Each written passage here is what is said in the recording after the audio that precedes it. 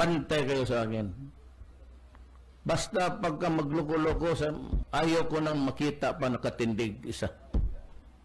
Wala akong gustong nakakita nakatindig sa inyo. Yan talaga ang totoo.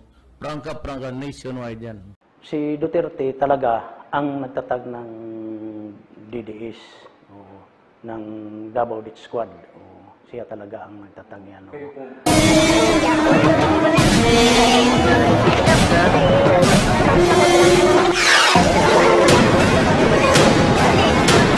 Mata sa mata, ngipin sa ngipin.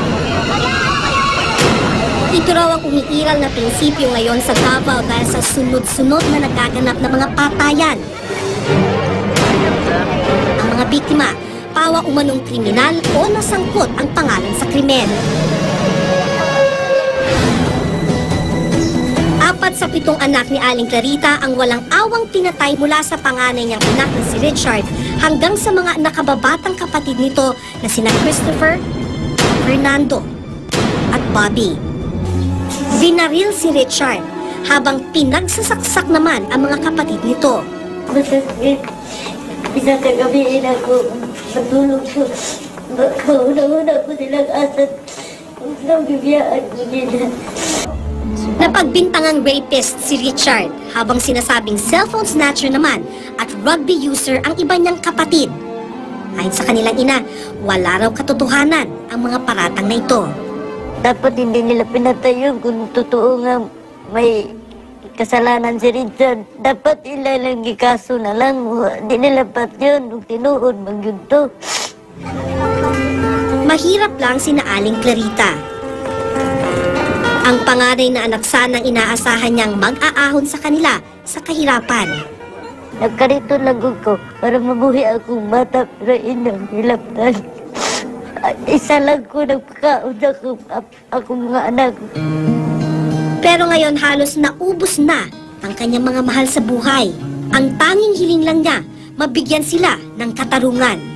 Dapat ma-stop na yun, patay. Marami pa mga batang mamatay dyan kung hindi ma-stop sila. Ayon kay Father Amado Picardal, spokesman ng Coalition Against Summary Execution o CASE, ang lumalalang patayan sa Davao ay hindi gawain ng isang vigilante group, kundi ng isang organisadong grupong binansagang Davao Death Squad. Halos lahat ng mga tao sa Davao believe na talaga this is the death squad na gumagawa nito. No? At saka there are really, these are actually mga summary killings kasi the same pattern ng pagpatay.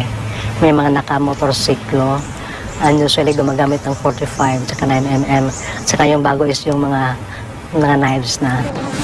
Itinuturing ng grupo ni na Father na extrajudicial killing o summary execution ang naganap sa magkakapatid na Aliyah. Ang kanilang ikinababahala, taon-taon tumataas daw ang bilang ng mga biktima ng sinasabing extrajudicial killing sa Davao. Sa pagtataya nila, noong 2007, mahigit 100 ang naitalang bilang ng mga biktima.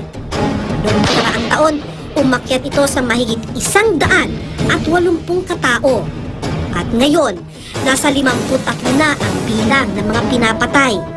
Kung susumahin daw ang bilang simula noong 1998, hindi raw ito bababa ng 800 katao. Noong 2006, bago umupo ang kasalukuyang mayor, 65 lamang ang bilang ng mga napatay sa Davao. Si Rodrigo Duterte ang alkalde ngayon ng Davao City. Kilalang maitim ang kampanya niya laban sa mga kriminal. Sa isang talumpati nga ni Mayor Duterte noon, sinabi nitong malinaw na target ng asasinasyon ang mga kriminal sa kanyang bayan. Wala raw puwang ang mga ito sa kanilang lugar. Kaya idinidikit ng ilan ang pangalan ng alkalde sa mga nagaganap umanong extrajudicial killings. At one time, ang mayor ay nagbabasa ng list sa kanyang radio, no, na ito mga taong ito, no, that you better change or reform. No? Baka may mangyari sa inyo. And after a few weeks, maraming nandun sa list ang napatay na.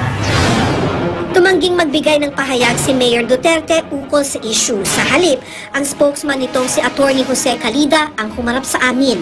Ang sinabi naman ni Mayor, if there is anybody who can prove na kasangkot ako dyan, lalo na yun sa pagpatay ng mga minors, I will resign immediately, sabi niya.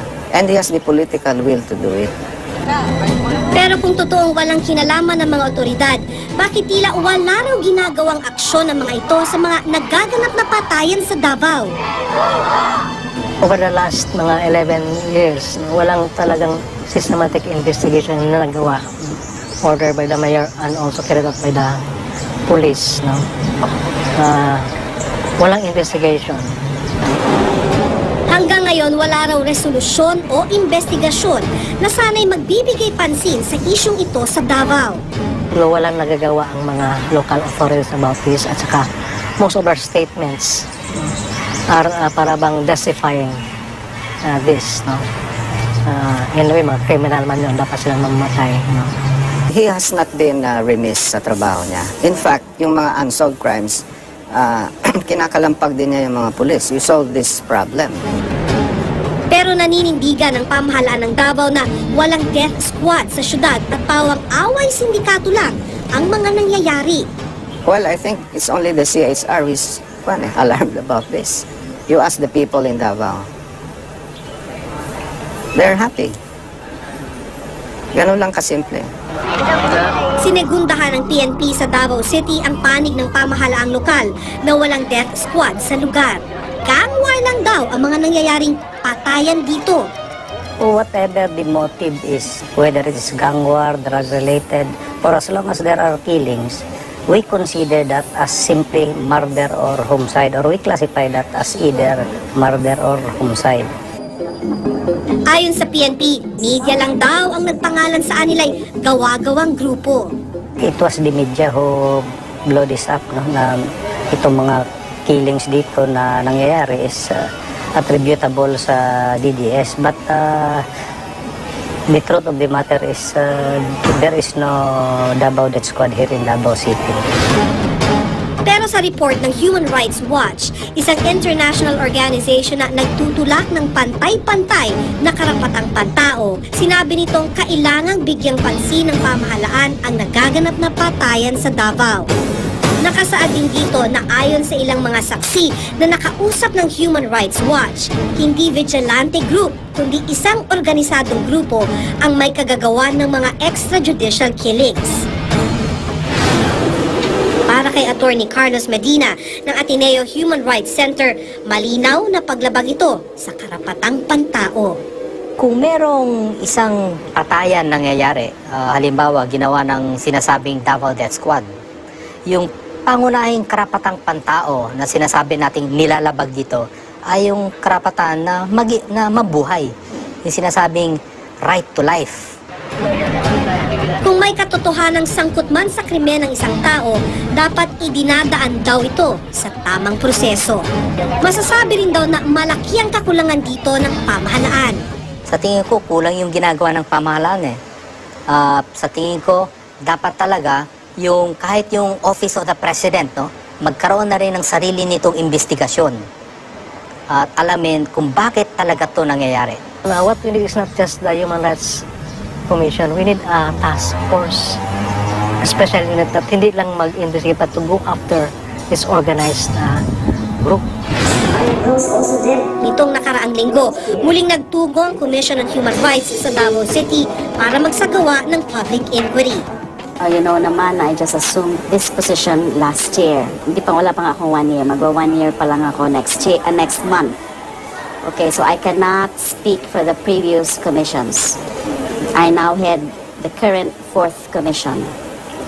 So, ito ang issue about the DDS, about middle of last year when I started receiving emails, even from abroad, calling my attention as to this phenomenon, the DDS phenomenon. Doon ako nagsimula na maging interesado ako, and that's why I even wrote to the mayor sometime in November last year, requesting for a dialogue with him.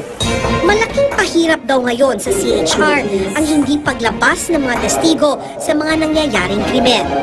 Sa ganap na public inquiry, mariing itinanggi ng mga opisyal ng pamahalaan na may nangyayaring extrajudicial killing sa Davao. In Davao nga, there is yung parang, silence. Hindi, doon kami nababahala din, doon kami naaalarma yung culture or environment of public acceptance. Parang tinatanggap ng karamihan na okay lang yan. Kasi anyway, mga siraulo naman o masasama namang tao o mga may record naman yung mga nagiging biktima. Ilang buhay na ang pinatay, pero nananatili ang misteryo ng mga patayang ito para sa CHR. That's why we hear talks about the possible involvement of the mayor.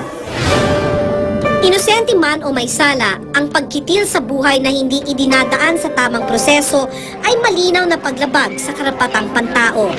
Tanging korte lang ang makapagbababa ng desisyon kung kriminal o hindi ang isang tao.